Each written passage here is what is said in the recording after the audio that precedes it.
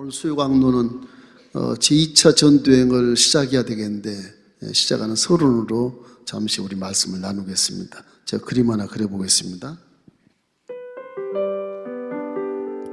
찬송가 412장 함께 찬양하겠습니다.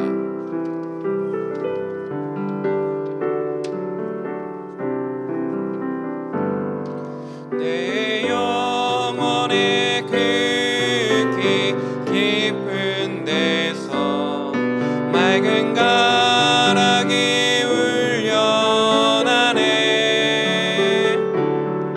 하늘 곡조가 언제나 흘러나와 내 영혼을 고이 사네.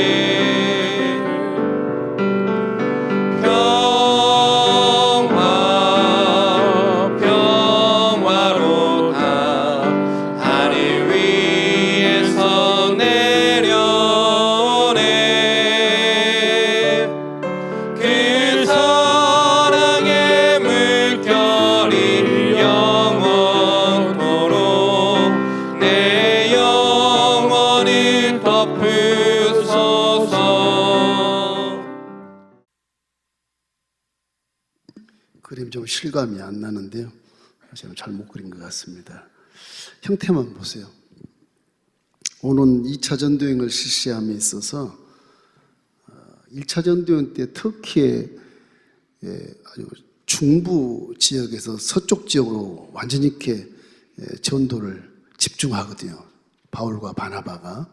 그래서 이 터키라는 나라가 참 중요한 나라입니다. 원래 그 에덴 동산이 이렇게 발운한 나라거든요. 유프라데스 강이 발운한 곳이고 티그리스 강이 발운한 곳인데, 그게 원래는 에덴 동산이다 그렇게 이제 성서학자들, 고고학자들이 이렇게 이제 입증을 하고 있지만, 그날은 아르라산이 또 이렇게 이란과 근접되는 곳에 이렇게 아르라산이 있어요. 방주의 모습이 이렇게 쫙 보이는 그런 성지도 있습니다.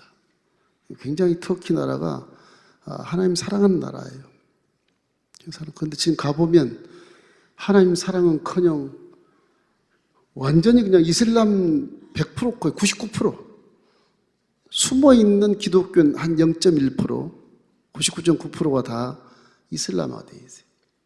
현실을 보면 너무너무 불쌍하고 참 한심스럽고, 우리 마음속에 하나님이 계시면 이렇게 할 수 있어? 할 정도로 완전히 이슬람 국가가 막 깃발을 날리고 있어요. 막 저저 마을마다 뭐 이런 그 모스크, 이슬람의 그런 모스크 돔 같은 그런 전부 깃발이 다 걸려 있어요. 다 걸려 있어요. 이 첨탑이 이렇게 보통 한 3개, 4개 다 있어요. 첨탑이 이렇게, 첨탑이. 아주 교회도 멋있게 짓습니다. 이 사람들은 아주 우리같이 안 지어요. 정말 하나님이 자기 신들이 살아있는 것처럼 지어요. 살아있는 것처럼. 첨탑이 많으면 많을수록 좋답니다. 첨탑. 집에 이제 돔을 쫙 만들어가지고 이 꼭대기에다 몰아내면 발을 이렇게 탁 걸어놔요. 이렇게 발을. 그래서 이 모스크라고 하는데 이거를 얼마나 멋있게 짓는지 대리석으로요. 기가 막히죠. 기가 막히게. 첨탑이 많이 있어도 좋고 이런 모습으로 지어요. 이 전부 다 이제 첨탑인데, 이 하나만 지으려도 엄청난 돈이 들 겁니다. 아마 이 첨탑 하나만 해도. 이렇게 해서 이 첨탑 꼭대기는 뭐가 있냐? 여기에 마이크가 이렇게 다 있어요. 스피커가, 사방으로 스피커가. 기도 시간만 되면 여기서 난리에 이제 마을이지만 기도 시간만 되면 이 꼭대기도 전부 이게 전부. 그래서 옆에는 이제 터키 깃발이 다 이렇게 펄럭여요. 쫙 이렇게 해서 전부 터키 깃발이 기가 막히게. 다리, 초승달이 있고 별이 하나 딱 있어요. 이 터키 깃발입니다. 이게 무슨 깃발이냐 그러면요, 좀 역사를 잘 아시는 분 알겠지만 오스만 대제라 그래서 이 오스만 이 장군이 대제가 이 터키를 점령을 해요. 그 자기 이름 따가지고 터키라고 그래요. 오스만 크루스인가 그래요, 그 사람이. 그 자기 그 이름을 뒷 이름을 따가지고 터키라고 이름을 지어요. 이래가지고 이 이슬람 전체가 이 터키 딱 손 같아요, 손. 터키 모습이 딱 손 같아요, 이렇게 이런 모습이 터키 손 같은 모습이 이렇게 이런 모습이 터키인데 이제 이쪽이 이제 에베소가 있고요, 서쪽입니다. 지금 앙카라가 이 정도 있어요. 수도. 이스탄불은 여기가 있고, 이스탄불도 터키하고 해협이 유럽하고 떨어져 있는데 지금 터키가 점령해가지고 거의 뭐 이 고린도 쪽에 한 요 정도는 점령해 있어요. 다 터키 땅이. 이쪽 고린도는 다 뭐 자기들 땅이겠지만 그리스겠지만 여기 터키 땅이 이렇게 커요. 우리나라의 8배 정도 돼. 그 지금 앙카라 바로 밑에가 이제 갑바도기아인데, 카파도기아. 발음으로 보면 카파도키아 그렇게 돼 있어요. 앙카라 바로 밑에입니다. 여러분 공부하는 이고니온이 바로 여기 이고니온. 지난 시간에 공부했던 비시디 안디옥이 여기고요. 비시디 안디옥입니다. 수리 안디옥 이쪽에 있어요. 에반 쪽에 수리 안디옥. 이게 이제 구브로 섬이고요. 바나바의 고향. 이 가파도키아가 이제 현실을 보면 진짜 그걸 좀 그리려고 그런 건데 잘 안 그려지려는데 이 엄청난 땅이 엄청 넓습니다. 우리나라 인구 조금 넘어야 한 6천만 밖에 안 돼요. 이 큰 땅들이 우리나라 8배 이상 된 땅에. 이 중부에서 동부 쪽은 거의 뭐 땅이 뭐 그냥 제주도 땅처럼 돌 땅이지만 서부 쪽은 굉장히 좋습니다. 땅이. 농장이 막 많고요. 감자가 잘 되고요. 굉장히 그 밀 보리가 잘 돼. 논농사는 못 지어요. 중동 지역에는요. 농농사가 거의 없어요. 뭐라 그래. 비가 많이 안 내리니까. 우기쳐도 많이 내려봤자 얼마 안 내려요. 문제는 무엇이냐. 기독교인이 성지를 갔을 때 우와 저기 에덴동산이었는데 어떻게 이슬람화가 돼 있을까. 십자가를 볼 수가 없어요. 이쪽 동부 쪽에 좀 가면 이 러시아 쪽으로 좀 이란 쪽으로 여기서 가면 좀 정교회라는 것이 있어서 이쪽은 좀 아르라산 쪽 그쪽에는 십자가 가끔 그 정교회야. 기독교가 아니야. 동방정교회. 그래서 터키 전체가 다 저렇게 그냥 이슬람화 돼가지고서 기독교가 쪽을 못 써요. 기가 막혀. 저희 역사가 어떻게 되느냐 그걸 말씀드리려고 그래. 우리가 이 신앙을 가질 때 핍박이 많죠. 어차피 세상은 핍박의 세상이 우리한테는 하나님 믿는 사람에게는 핍박이 있을 수밖에 없는 환경에 살아요. 그러니까 신앙을 가지고 갈등을 많이 느끼잖아요. 핍박이 있어도 하나님이 좀 그냥 점령시켜서 세계를 점령해버려도 될 걸 왜 이렇게 핍박을 받게 하느냐 이런 질문도 많이 하지만 하나님은 절대 주권자시기 때문에 얼마든지 할 수 있어요. 그러나 사람이 사람답게 살아야 하나님 자녀지. 사람답게 살지 아니하면 아무리 힘이 세도 하나님 자녀가 아니다 이거지. 그런 의도에 하나님의 절대 주권이 있어서 뭐라고 말을 못하지만 환경은 어차피 마귀의 영역에 떨어진 자들이 하나님을 떠난 자들이 떨어져 있으니까 우리 인생은 하나님의 형상을 닮았고 뭐 예수를 믿고 하나님 자녀가 되었어도 지금 마귀영에서 산다. 마귀영에서 사니까 핍박을 받을 수밖에 없어요. 이게 갈등을 느낄 수밖에 없고 항상 기뻐하라. 기뻐할 일이 별로 없어요. 항상 쉬지 말고 기도는 하는데 이게 하나님 깜깜 소식인 경우가 많아. 범사에 감사해. 감사할 이유가 별로 없어. 반짝 한번 감사하다 또 우울해지고 불면증이 오고 우울증이 오고 걱정 의심은 계속 밀려오는 것이 세상이거든요. 저와 여러분이 사는 이 세상은 결국은 핍박 속에 있어요. 핍박 속에. 이 핍박을 우리가 잘 이겨야 되는 것입니다. 우리가 십자가를 바라보고 믿지만은 이 핍박이라고 하는 것이 우리의 십자가 짐이에요. 여러분이 죄를 위해서 십자가 지는 건 아닙니다. 예수님이 다 십자가를 지고 가셨어요. 그 십자가는 진료가 하나도 없어요. 내 죄를 예수님이 다 용서할 수 있는, 아멘. 그럼 나는 의인이 딱 되어 있어요. 내가 끙끙거리고 죄 짊어지고 고민하고 어제 회개했는데 또 용서받은 거 또 회개를 해야 되겠다. 그 신학을 전혀 몰라서 하는 말이에요. 어제 용서 회개기도 딱 했으면 끝. 하나님 인정하더니 나는 인정을 안 해. 다시 그 다음에 또 회개기도 또 해. 그거 하나님 기뻐하지 않아요. 주님이 짊어진 십자가는 여러분이 절대 짊어지면 안 돼. 짊어질 수가 없어요. 어떻게 여러분이 십자가를 짊어지죠? 죄의 십자가를 어떻게 짊어져? 죄를 짓고 있는데 회개만 하면 되는 것이죠. 할렐루야. 저주와 가난. 와, 이 세상에서 예수 믿으면 잘 먹고 잘 살고 잘 돼야 되는데 왜 이렇게 못 살아? 왜 이렇게 응답이 없어? 왜 하나님 못 살게 만들어? 그러지만 그 저주와 가난도 주님이 다 짊어지고 가버렸으니까 난 항상 가난하다, 나는 저주받았다 이런 생각을 하지를 마세요. 아예. 하지 않는 것이 믿음이에요. 그걸 주님이 보시는 거예요. 내가 너를 내 딸로 삼았다, 내 아들로 삼았다. 걱정하냐? 염려하냐? 아버지 나 염려하고 있는데 그럼 너 내 딸 아니야? 너 믿음이 없어. 그렇게 보는 거예요. 질병 걸려서 죽게 생겼어. 불치병이래. 막 더 두려운 거예요 이게. 믿냐 안 믿냐? 믿습니다. 근데 왜 두려워하니? 내가 너의 질병을 치료할 통로를 열어놨지 않느냐? 네가 그 질병 하나로서 육체를 벗는 순간은 이 세상 다 여행 끝나고 나한테 오는 것이 기뻐해라. 오히려 기뻐해라. 그런 거라고요. 하나님은. 죽음이 두렵냐? 너 눈 딱 뜨면 천국 와서 걱정하지 마. 이거거든요.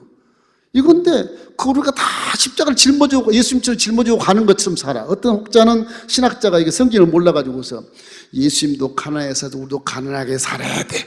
웃기고 앉아있는 신학. 그 사람은 아주 웃기는 신학이구나. 신학이 아니에요. 하나님 몰라서 제가 신학자라고 하는 거예요. 예수 믿으니까 죄 속에서 우리도 짐을 지고 살아야 돼. 이기고 살아야 돼. 웃기고 앉아있어. 죄를 이길 수 있어요? 우리가? 못 이겨요. 다 죄 지은 자들의 죄를 어떻게 이겨? 다 빚 지고 있는데 어떻게 빚을 그걸 갚을 수 있어요? 못 갚아요. 신학을 몰라서 그런 얘기를 하는 거예요. 몰라서. 이렇기 때문에 우리가 살고 있는 세상은 마귀의 영역 속에서 핍박을 받을 수밖에 없는 환경이라는 사실을 마음에 가지셔야 돼요. 갖고 십자가대로 믿음을 선포하고 믿음대로 행하고 믿음대로 생각하고 믿음으로 전진해 주셔야 돼요. 실천해 줘야. 그러면 하나님이 기뻐하셔요. 우리 아버지가 기뻐하신다고요. 그래서 십자가에 모든 죄와 저주와 가난과 질병과 죽음의 십자가는 이미 예수님이 짊어지고 가셨으니까 여러분이 짊어질 이유는 하나도 없어요. 그 믿음으로 승리하면 돼. 딱 두 가지가 있어요. 십자가 질 게. 나를 부인하는 거예요. 믿음이란 건 나를 부인해야 성령이 와서 믿음을 발생시키는 거예요. 믿음의 효과를 만드는 거예요. 내가 부인을 안 하니까 나는 내 힘으로 살아. 그러니까 하나님이 상관없어요. 이거는. 그죠? 나 머리 좋은데 1등 수석 합격했어. 하나님 필요 없어. 그럼 믿음이 아니고 그건 믿음 아니에요. 수석 합격했으면 하나님이 나는 부족한데 하나님이 나를 사랑해서 이렇게 수석 합격했으니 감사합니다. 그것이 믿음을 가진 자의 고백이잖아요. 고백이잖아요. 자기를 부인하면 내 안에 계신 성령, 내가 예수를 구주로 시인했을 때 들어오신 그 성령이 나를 사용해서 보게 하시고 듣게 하시고 깨닫게 하시고 말씀에 순종하게 만들어주신단 말이에요. 그건 나를 부인해야 기독교 신앙은 성령이 와서 나를 사용해. 바울 말 들어보세요. 기가 차요. 갈라디아 2장 20절 말씀에 이제 내가 그리스도와 함께 십자가에 못 박혀 죽어버렸다.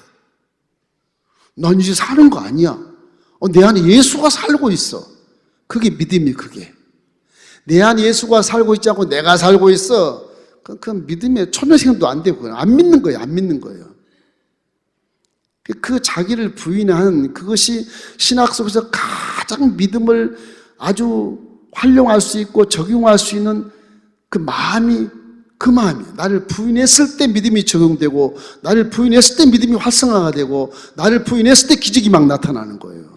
그런 거예요. 바울이 그렇게 일생을 살았어요. 일생을. 예수 만나고 나서 기가 차요. 그 사람. 이 때문에 그 나를 부인하는 십자가를 딱 먼저 지셔야 돼. 자기를 부인해. 이게 가장 중요해요.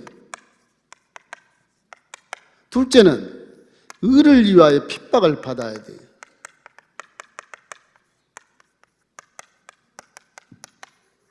이건 핍박을 받으라는 거예요. 의를 핍박을 어차피 핍박을 받게 되어 있어요. 예수쟁이, 저 광신자, 저 또라이 핍박 받게 되어 있어요. 이거 안 믿는 사람이 모르거든요. 전혀 몰라요. 우리 믿음에 대해서 모르니까. 어리석기 때문에 몰라요. 지금은 자기들이 보기에 어리석고 가진 거 없고 마음이 약하고 무슨 뭐 힘이 없고 그래서 예수를 믿는다 그렇게 얘기하지만, 하나님은 고린도전서 1장 20절 29절에 보면 문벌 없는 자, 지혜 없는 자, 약한 자 뭐 이런 사람을 들어써서 지혜인 자를 부끄럽게 하고 있는 자를 부끄럽게 하고 강한 자를 부끄럽게 하고 문벌 좋은 자를 부끄럽게 해버리는 것이 우리 기독교의 모습이거든요. 그게 모습. 그 사람들 생각은 전혀 다른 거예요. 우리는 십자가 두 개 지는데 자기를 부인한 십자가, 핍박받는 십자가 딱 두 개만 지면 되는 거예요. 할렐루야. 그 두 개만 지시고 나머지는 믿음으로 승리하십시오. 예수 그리스도의 안에 있는 자는 결코 정죄함이 없나니 내 안에 계신 성령의 생명의 법이 사망의 법에서 너를 해방하였습니다. 그 죄로는 사망을 다 해방한 거예요.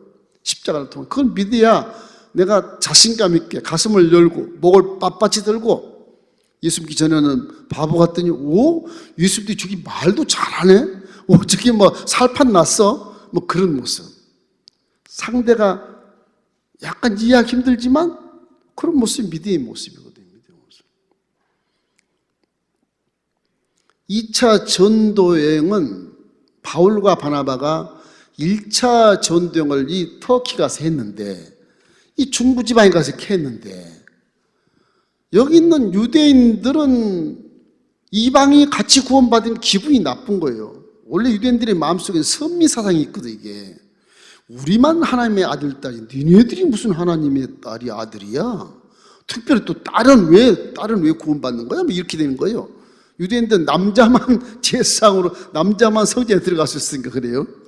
죄송스럽습니다만 지금 뭐 남녀 평등이니까 상관없는데, 그래서 이 이방 사람들이 예수를 믿고 헬라인 사람들이 예수를 믿는 바람에 유대인들이 같이 좀 예수를 믿었고, 저 사람 할례를 안 받았잖아. 근데 왜 형제요 자매라고 그럴 수 있어? 형제자매가 아니야. 이웃 사촌이야. 이렇게 얘기하는 거예요. 그게 이제 문제가 된 거예요. 율법에. 그러니까 초대교회는 율법주의와 복음 속에서 갈등이 많이 느껴져요. 이게 율법주의는 니네 하나님이 율법을 만든 하나님 따로 있고, 복음은 예수 하나님이 따로 있어. 이렇게 됐어. 이게 중간에 충돌이 연결이 안 되는 거예요. 지나신 것처럼 바울이 그거를 연결을 시켜주는 거예요. 연결을. 그래서 바울이 설교할 때 회당에서, 회당이 많이 있었어요. 그 당시에 로마 제국 시대와 헬라 제국을 다 겪은 가운데서 막 디아스포라 피해서 도망간 신앙들이 많이 있어서 그 신앙들이 참 10명만 모이면 회당을 탁탁 지었으니까 어지간한 데 가면 다 로마 제국 회당이 거의 다 있어. 거의 다. 시골 같은 데 없지만 회당에 막 가서 말씀을 증거할 기회가 있으니까 그래서 말씀을 증거하면서 선포를 하거든요. 바울이 아브라함 자손부터 쭉 얘기해요. 율법 시대부터 쭉 얘기해요. 그 아브라함의 자손 중에 메시아로 예언된 그분이 바로 예수 그리스도다. 나도 유대인이라. 나도 히브리인 중에 히브리인이고 베냐민 지파의 베냐민이고, 내가 가마리엘 문화생의 최고 학부를 나갔고 이스라엘 대표자의 사해드린 공의 대표자였다. 그 메시아가 바로 우리 하나님입니다. 그 설명을 해요. 은혜를 바울이 얼마나 웅변가예요. 잘 논리 정연하게 말씀을 기가 막히게 하거든요. 로마서 때 보면요, 논문 저리 가라요. 이거 논문 저리. 그래서 로마서가 어려워요. 그래서 은혜를 받다가 가만히 뒤돌아서 보면 아니거든. 이게 어떻게 예수를 하나님을 믿으란 말이냐, 구주를 믿으란 말이냐, 그거 어떻게 메시아를 믿으란 말이냐. 사람으로 왔는데, 우리 유대인의 하나님은 초능력적인 초자연적인 그런 파워를 가지고 오신 분이어야 되는데 사람 모양으로 오셨다면 사람 모양으로 죽었어요. 부활한 건 몰라, 확인이 안 돼야지. 그렇게 믿기 힘든 거예요. 여하튼 간에 1차 전쟁 때 이 예덴 동산의 발원지인 요 나라에 가서 열심히 전도를 했어. 돌아오니까, 예루살렘에 오니까 난리가 난 거 아니겠어요? 그래서 예루살렘에서 이제 공회에서 바울과 바나바가 전도한 자들에 대해서 단점을 딱 지적해서 어떻게 할례 반득을 형제 자매라고 할 수 있냐, 율법에 딱 고리를 물어서 논쟁을 합니다. 그때 이제 지나시게 얘기한 것처럼 베드로가 도와줬잖아요. 내가 유대인을 지금 목회를 하는데 저 바울이 이방이니까 이방에서 목회하지만 난 유대인이 목회하는데 내가 피장의 집 시몬 집에 있을 때 골레로라 사람 노마 백부장이 말이지 사람을 벌써 오래 갔더니 그 사람은 구제하고 기도 많이 하던 사람이더란 말이야. 그 가보니까 밥을 주고 예배를 들어주고 안수했더니 성령 받는데 우리가 똑같이 받더라. 성령 똑같이 받더라. 그 전에 내가 기도하는데 내 보자기에 나와서 부정한 동물들을 총 하나님이 먹어라. 이거 부정한 동물이면 못 먹습니다. 또 내려서 또 먹어라. 그래서 이게 무슨 뜻인가. 그러고 있을 때 그 고넬료의 종들이 와서 데리고 왔거든요. 그 이제 베드로가 그런 환상을 2번이나 봤기 때문에 확신을 하고 정확하게 이방인도 구원된다. 이 바울의 말을 듣자. 구약에도 누구든지 주의 이름을 부른 자는 구원받는다고 말씀하지 않느냐.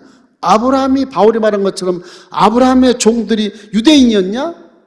아브라함이 선민되니까 종도 다 할례받아서 유대인 됐지 않냐? 그 이방인 아니냐 말이야. 엘리에셀이나 그 아브라함의 종들 다 이방인 아니냐?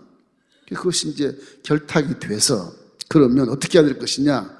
그래서 야고보가 베드로와 바울과 바나바를 이렇게 협조해가지고 그럼 야고보가 내가 대표자로서 내가 결정을 짓겠다. 모든 제안을 가지고 결정을 딱 지어요.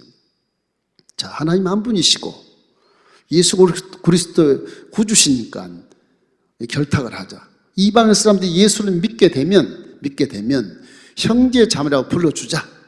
다 그냥 눈 뜨고 흐르는 또 야고보도 똑같네. 그 대신 조건이 있다. 그게 이제 결탁이 된 거예요. 우상 숭배하지 마라. 재물을 먹지 마. 그리고 목매달아 죽인 고기를 절대 먹지 마. 피 먹지 마, 피.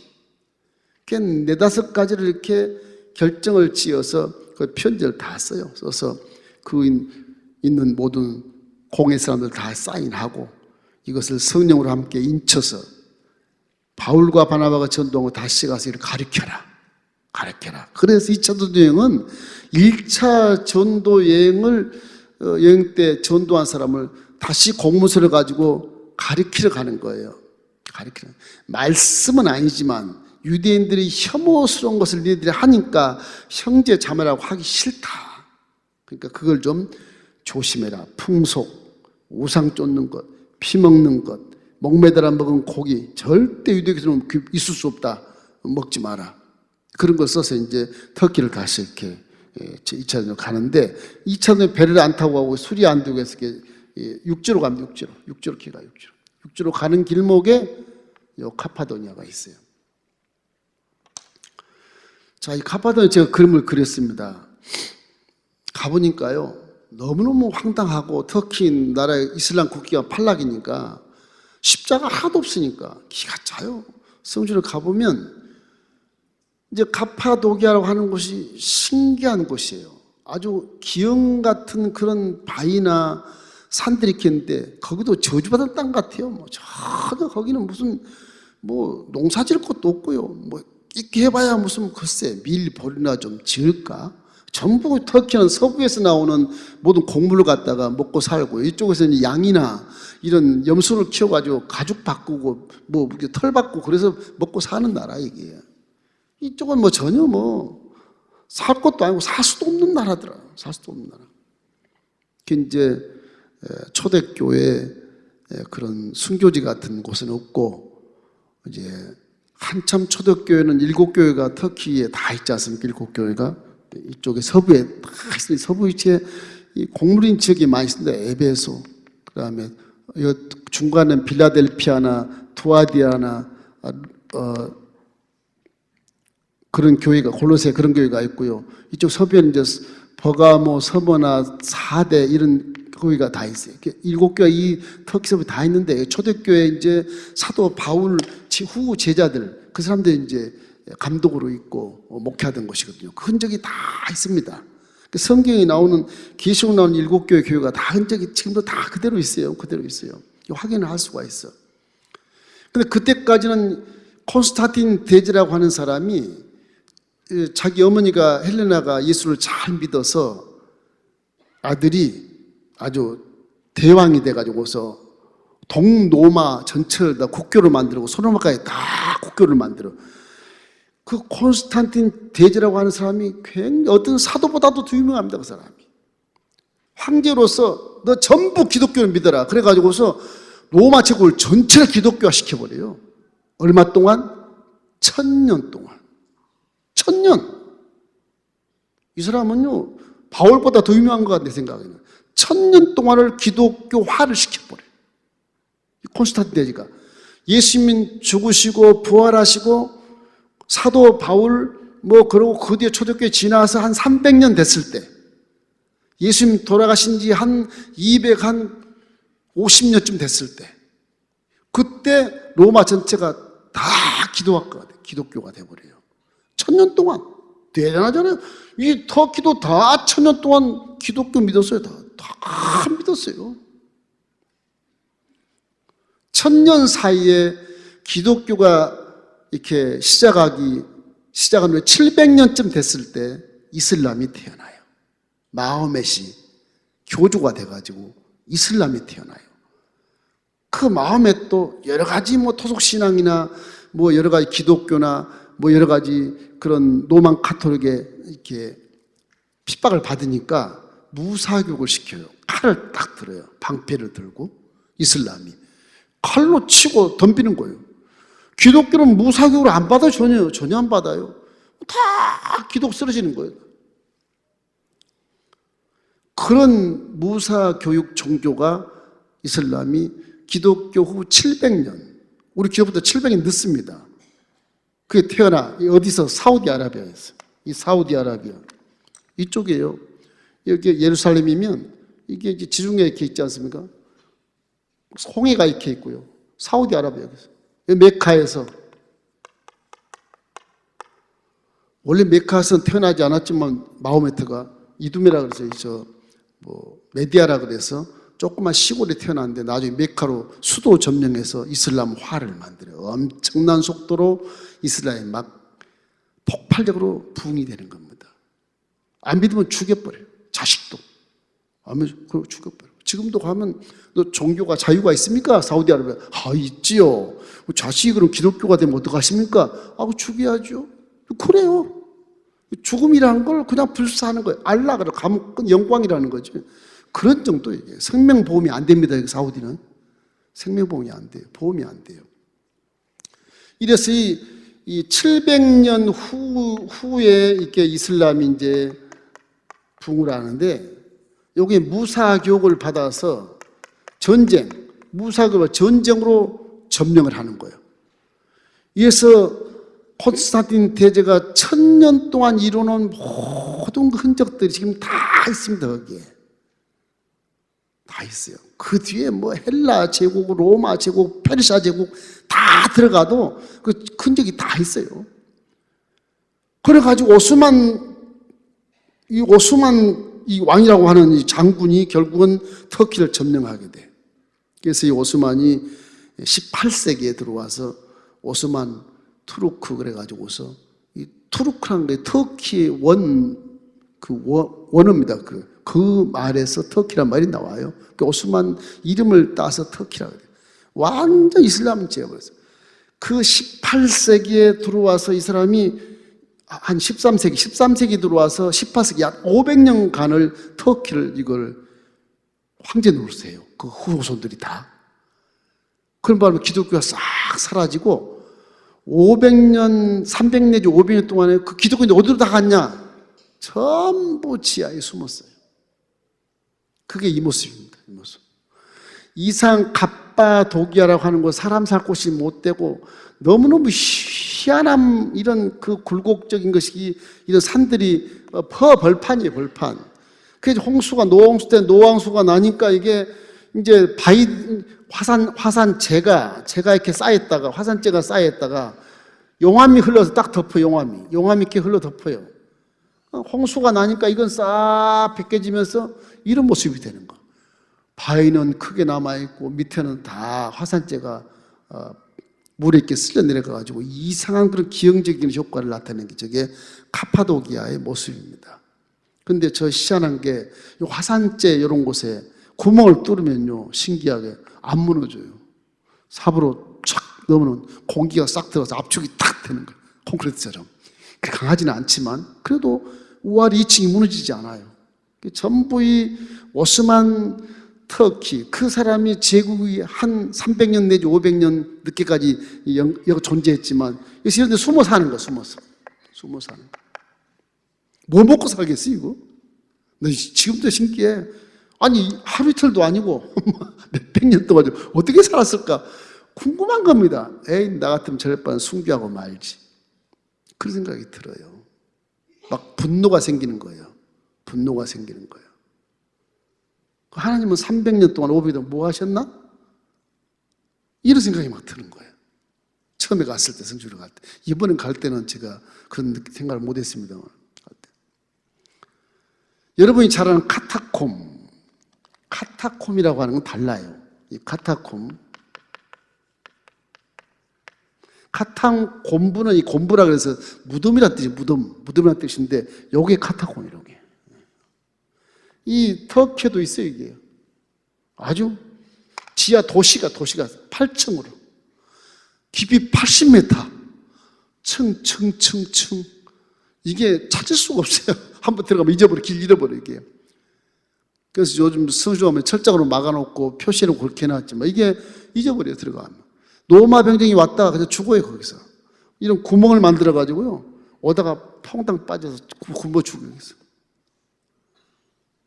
얼마나 못 먹고 굶주렸으면 이 지하 토굴이 이 터키 사람도 굉장히 등치가 크거든요. 우리보다 훨씬 커요. 그러면 이렇게 굴이 넓어야 되지 않겠어요? 굴이 딱 한국 사람이 들어갈 만한 굴밖에 안 돼. 이 어떻게 구에서 살았을까? 몇백 년을 보니까 그 가이드 말에 의하면 못 먹어서 몸이 조그매졌다. 못 먹어서. 창고에 가보니까 항아리도 있고 한데 뭐 먹고 사는지 모르겠어요. 조그매졌다. 그래서 그 굴을 기어 다니는 거예요. 뛰어 다닐 수도 있고 아이들 같은 몸으로 이렇게. 그리고 세기를 지나서 할아버지가 믿다가 아버지가 믿다가 손자가 믿다가 또 증손자가 믿다가 그렇게 지나온 거예요. 오스만 터키 제국이 있을 때 이 한 300년 동안은 아주 굴 속에서 나오지 못하고 살았어요. 가보면 이제 괴레메라 그래가지고서 괴레메라는 말은 뭐냐 그러면 여기 오지 마시오 그런 뜻인데 사람이 갈 수도 없고 보이지도 않아요. 이런 골짜기에 막 이런 것이 많이 있는 골짜기인데 괴레메라고 해요. 거기 가면 또 이렇게 막 이런 지상에 있는 문도 보이지만 지하에 막 또 동굴이 막 숱해가지고요. 한 번 들어 어디를 찾을 수가 없어. 로마 제국이 아무리 강해도 그 안에 들어가면 죽고 나와. 못 찾으니까 못 나오는 거예요. 못 나오니까 그냥 자복하는 거예요. 로마 병정들이. 그런 시대를 한 300~400년 살았다. 대단한 겁니다. 베린쿠이라고 하는 데 가보면 이 지하 도시가 약 깊이로 80m인데 그게 8층인데 약 수용 인원이 2만 명. 2만 명이 지하에 사는 거예요. 2만 명이. 평지로 왔을 때 평지 그냥 아무것도 밭이에요. 밀밭, 보리밭 그런 거예요. 꼭 내려가 보면 막 조그만 구멍 내려가면 그 밑에 막 2만 명이 사시는 지하 도시가 이렇게 있는 지하 도시가. 그런 걸 보면서 우리는 주님을 만난 첫사랑을 날마다 회복하고 있는가 하는 그런 생각이 들어요. 얼마나 믿음을 지키기 위해서 이렇게 피난을 도망을 가가지고서 이렇게 살고 있었나 그 생각이 들어요. 그래서는 이 2차 전쟁 시작하기 전에 1차 전쟁 때 돌아왔던 그 지역이 바로 그런 곳이었다. 그런 곳이다. 그 사도 바울과 바나바가 전도했던 7교회 당시에는 굉장히 좋았고 그때는 카타콤 정도밖에 없었어요. 카타콤 정도. 로마 제국 시대에. 이 당시에는 이 초대교회 등 카타콤이었어요. 그런데 이제 이런 대린쿠이라고 그래. 대린쿠유라고 그래. 대린쿠이 같은 경우는 지하 도시야, 도시. 2만 명이 살 수 있어. 이거는 이제 오스만 터키, 오스만 제국 때 피난, 이슬람이니까 이슬람을 피해서 이렇게 피한 곳이 지금 현재 가면 이렇게 성지가 있고요. 카타콤은 이제 바울과 바나바 있을 그 당시, 그 로마 제국 당시에서 이런 카타콤 들어가서 이제 보리밥 밑에 들어가서 살고 이제 그런 것이 카타콤은 무덤을 얘기해요. 콤브라서 무덤을 얘기하는 것이고, 베링쿠유 이것은 완전히 지하 도시를 얘기해요. 도시. 깊은 우물이라 그런 뜻입니다. 베링쿠유가. 그런 곳이에요. 그래서 이런 그 초대교회 이런 카타콤이나 오스만 터키 제국이 핍박했을 이슬람의 핍박을 받은 베린쿠유나 똑같이 신앙을 지키기 위해서 지하를 파고 들어가 살았거든요. 저와 여러분이 만약에 한국 사람이지만 터키 같은 저런 지형지물에 살 때 저렇게 믿음을 지킬 수 있을까? 막 의문스럽잖아요. 저도 가니까 아휴, 이렇게 뭐 손자 손녀 그냥 뭐 이렇게 고생시키려고 뭐하러 아이를 낳고 차라리 SNF파 같이 그냥 결혼도 안 하고 금욕주의에다가 금식하다 죽으면 되지 뭐 저렇게 몇백 년을 살까? 뭐 그런 물음표가 있을 때 그 물음표에 대한 것은 하나님은 그 신앙을 통해서 신앙을 그치지 않고 계속 지켜서 이끌어 나와서 승리하게 만들기 위해서 살게 하셨다. 그렇게 기도밖에 안 돼. 하나님 역사를 이루기 위해서 살게 하셨구나. 이런 기도밖에 안 되는 것입니다. 그래서 우리가 2차 전도여행 시작해서 갈 때는 이제 군데군데 가면서 이런 것들을 좀 경험하면서 그 당시에 믿음을 어떻게 지켰는가라고 한번 확인하고 저와 여러분의 믿음이 더 성장됐으면 좋겠습니다. 이래서 이곳에서 주님의 첫사랑을 회복하라는 그런 명을 하나님이 하신 것 같아요. 그래서 종교왕 시대를 넘어서 이제 저렇게 오스만 터키 제국이 점령된 것처럼 전체가 다 이슬람 국기만 벌럭이니까 이게 왜 그럴까? 종교 암흑 시대를 만나서 그렇다. 로만 카톨릭 교황청에서 이제 면죄부를 막 팔고 1억을 주면 내가 죄 용서해 줄게. 교황이 죄 사함에 글씨를 써 도장을 꽝 찍어서 주는 거예요. 너 죄 없어. 그런 종교가 돼버린 거예요, 이게. 이 로만 카톨릭이. 이 천주교 전신. 그래서 마틴 루터가 이제 거기서 우리 개신교 프로테스탄트라는 개신교를 이렇게 끌어낸 것이죠. 끌어내서 정상적인 종교를 만든 것입니다. 하나님이 기뻐하는 기독교를 만드신 것입니다. 저와 여러분이 믿는 기독교는 이단도 아니고요. 정통 보수, 정통 초대교회고 주님이 가장 기뻐하는 그런 종교라는 사실을 믿기를 주의 이름으로 축원합니다. 그 외에는 다 엄밀히 따지면 이단이. 이 지금 고고학자들이나 많은 신학자들이 전부 다 연구하면 연구할수록 이 선이 분명하게 지금 확인이 되고 있거든요. 그러니 우리가 이 서구 유럽이나 중동 쪽에 가서 이렇게 기독교의 그런 유적들을 바라보면서 야, 우리 신앙은 너무 쉽게 믿는 거 아니야, 이거? 너무 편하게 믿는 거 아니야? 이런 생각이 막 드는 겁니다. 그래서 우리 교회 본질이 이제 선교니까 필리핀도 선교하고 학교도 지어주고 학생들을 가르치고 아프리카도 선교 지원도 하고 모든 세계에 다 선교 지원도 하는 그런 교회의 본질을 우리가 지금 수행을 하고 있기 때문에 하나님이 기독교를 칭찬해 주시고 저와 여러분은 구약보다 이제는 완전히 그냥 아들과 딸로 삼으셔서 성령을 딱 보내가지고서 지켜주시고 보호하시고 깨닫게 도와주시고 분별하게 도와주시고 음성도 가끔 듣게 하시고 환상도 체험하게 하시면서 믿음을 이렇게 이끌어가고 계시는 것입니다. 이런 한 좋으신 하나님을 믿고 앞으로도 여러분 믿음이 변질되지 않고 하나님 기뻐하는 삶을 살기를 주의 이름으로 축원합니다. 우리 마태복음 28장 18절 20절 말씀 한번 읽고 마치겠습니다. 예수께서 나와 말씀하여 이르시되 하늘과 땅의 모든 권세를 내게 주셨으니 그러므로 너희는 가서 모든 민족을 제자로 삼아 아버지와 아들과 성령 이름으로 세례를 베풀고 내가 너에게 분부한 모든 것을 가르쳐 지키게 하라. 볼지어다 내가 세상 끝날까지 너희와 항상 함께 있으리라 하시니라.